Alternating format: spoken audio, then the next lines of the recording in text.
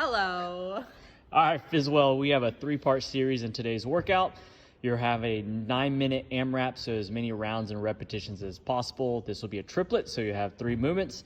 Then you'll have a mandatory 2-minute rest, and then you'll go into another 9-minute AMRAP style triplet with a 2-minute rest, and then a 6-minute AMRAP. So let's break it down. We are going to start off with 3 strict chin-ups. So for the chin-ups, rather than palms facing away from us, the palms are going to be facing towards us.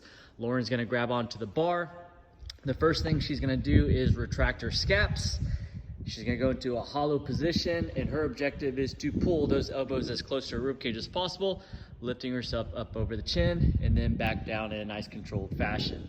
Once again, these are strict, so try to prevent any kipping, but these are not tempo, so pull yourself up and then pull yourself down.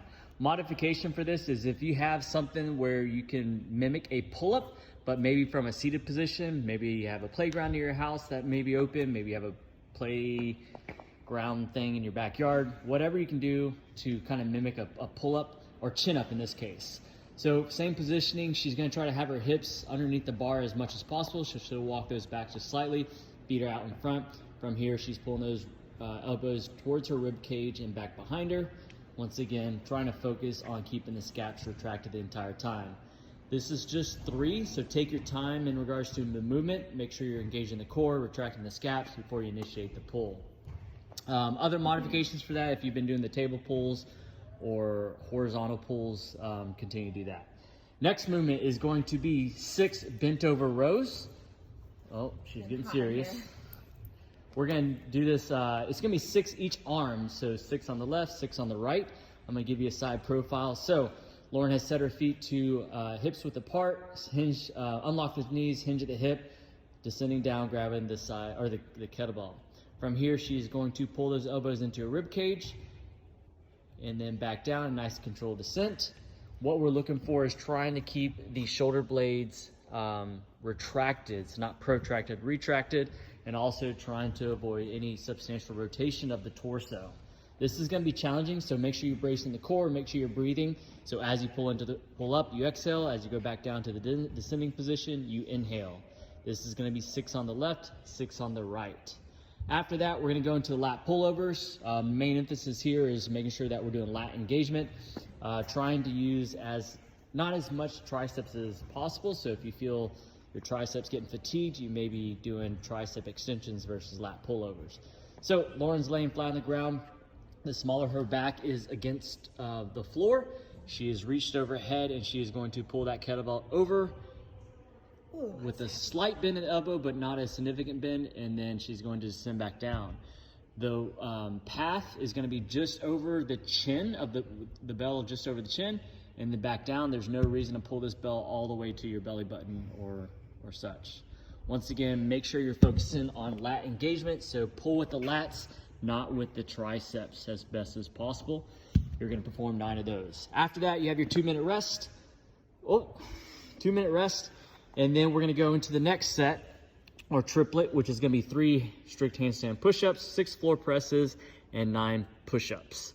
All right, so for the 3 strict handstand push-ups, Lauren is going to place her hands up on the ground, about shoulders width apart. She's going to kick her feet up, trying to be as controlled as possible, looking for the stacking of the wrists to elbows to shoulders to hips. From here, she is going to descend down, touching the crown of her head to the mat, and then she is going to strict press. You'll notice that she has 2 ab mats. That's her modification for this particular movement.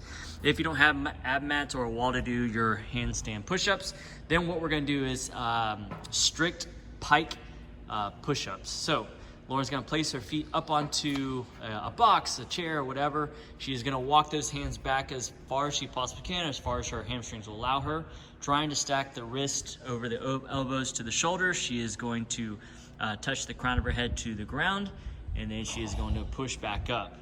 Once again, these are 3 strict, so no bouncing of your head off the ground. That will not feel well. After that, we're going into 6 floor presses. Now this will be 6 floor presses on the left, 6 on the right. So with a lighter weight than probably what you're gonna do for the lat pullovers, Lauren's gonna lay flat on the ground. Once again, the small of the back is driven into the floor. Her elbow, her arm is to the side, with a slight degree out, about 45 degrees, to mimic like she's doing a push-up. From here, with her wrist stacked over her elbow, she is going to push straight up and then back down. Once again, depending on the weight, this might be light, no worries. You can increase the reps if you want to. The one thing you want to try to avoid is going so fast that you end up bouncing your tricep off of the ground. So once again, this is 6 floor presses on the left, 6 floor presses on the right. After that, we're gonna finish this off with 9 push-ups. So from the push-up position, what we're looking for is wrists are stacked underneath the shoulders. You can actually have a slight lean forward if you like. So wrist, elbows to shoulders. We have a full alignment from shoulders to hips to ankle. So the glutes are squeezed, the core's engaged. She's going to keep those elbows in tight, descending down. Chest touch the deck, and then push all the way back up. Modifications for this will be the floor press. So descend all the way down like you would do a push-up. From here, drop the thighs and knees. You'll push halfway up and then re-engage by extending the knees, going in back into that high plank position. Go ahead and do one more for me. Nicely done. After that, you have a 2-minute rest, and then you have a 6-minute AMRAP, which is gonna be burpee pull-ups or devil's press. So Lauren's gonna make her way over to the pull-up bar for the burpee pull-up. You're gonna place those hands in front of the feet, kick those feet back, go into that high plank position, flop down like a fish.